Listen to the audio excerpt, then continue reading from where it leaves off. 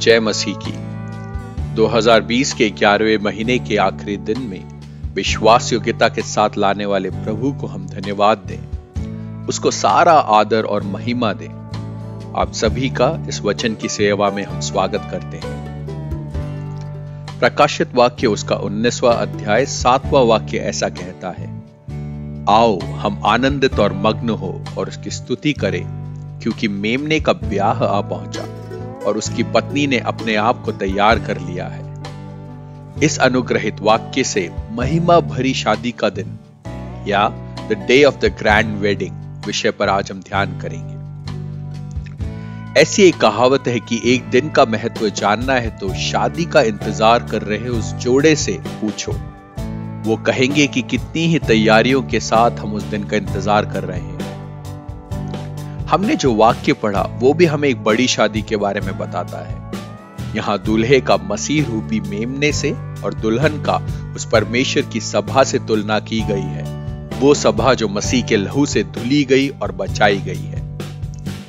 दुल्हन रूपी परमेश्वर की सभा की बड़ी जिम्मेदारी ये है कि वे अपने आप को शुद्ध रखे और उस बड़ी शादी के दिन के लिए अपने आप को तैयार रखे। मसीह के आने का दिन, वो समय, वो काल, उसके बारे में कोई नहीं जानता। ये एक बहुत बड़ा रहस्य है जो सिर्फ पिता परमेश्वर जानता है। क्योंकि शादी के दिन का किसी को पता नहीं, इसलिए उस दिन तक अपने आप को पवित्र रखकर उस दिन का इंतजार करने की बड़ी जिम्मेदारी दुल्हन की होती है। दुल्हन यानी परमेश्वर की कलीसिया।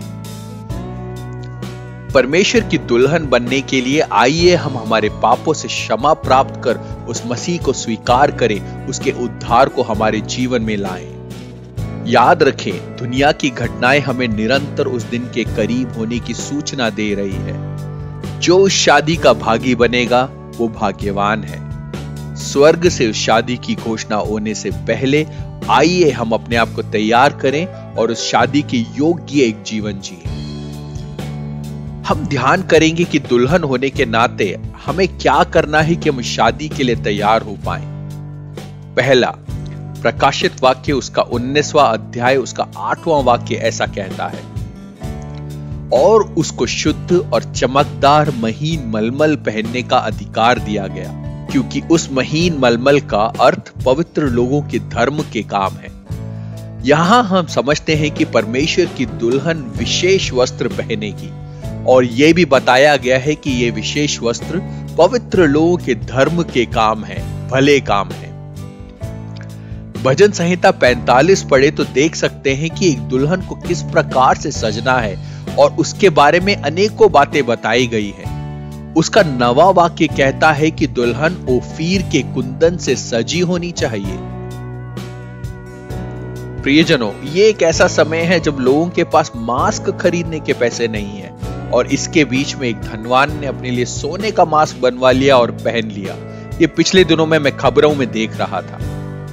हमारी तैयारी में हम बाहर से सोना पहनने वाले नहीं, लेकिन जैसे पहला पत्रस 3 अध्याय का 3 और 4 वाक्य कहता है, तुम्हारा श्रृंगार दिखावटी ना हो, अर्थात बाल गूंथने और सोने के गहने या भली बाती के कपड़े पहनना नहीं, वरन तुम्हारा छिपा हुआ और गुप्त मनुष्यत्व नम्रता और मन की दीनता की अविनाशी सजावट से सुसज्जित रहे, क्योंकि परमेश्वर की दृष्टि में इसका मूल्य बड़ा है।